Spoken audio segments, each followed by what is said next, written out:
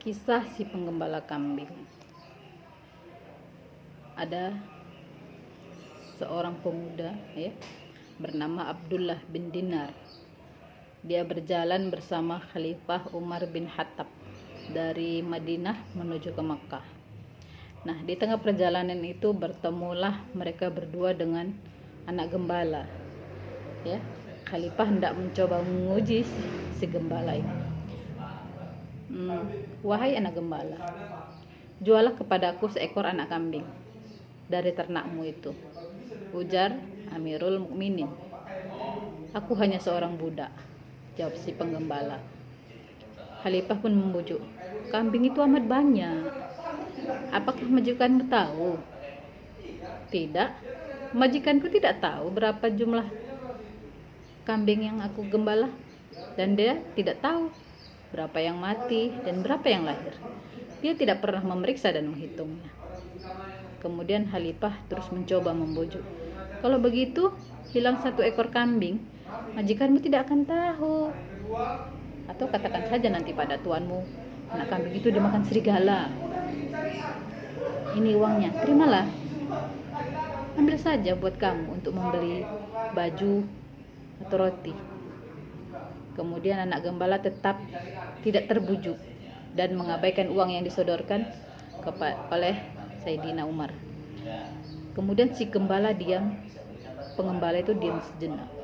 Ditatapnya wajah Amirul Mukminin.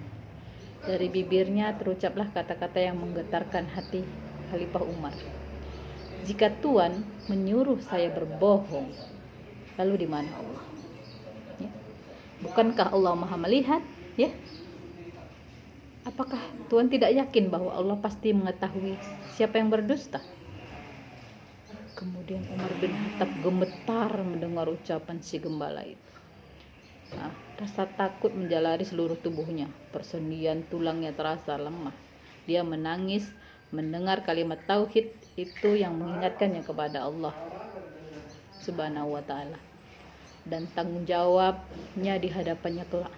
Lalu dibawanya anak gembala yang berstatus budak ini pada tuannya. Khalifah menebus si gembala ini dan telah berkata kepadanya, telah ku merdekakan kamu, nak. Nah, intinya pembelajaran yang bisa diambil dari kisah ini, artinya dimanapun kita berada, Allah Maha melihat apa yang kita berbuat. Baik atau buruknya itu, semua perbuatan kita ada yang melihat, ada yang mencatat. Ada malaikat di kanan kiri kita yang mencatat segala perbuatan kita. Maka dari itu, tetaplah berbuat baik dimanapun kita berada.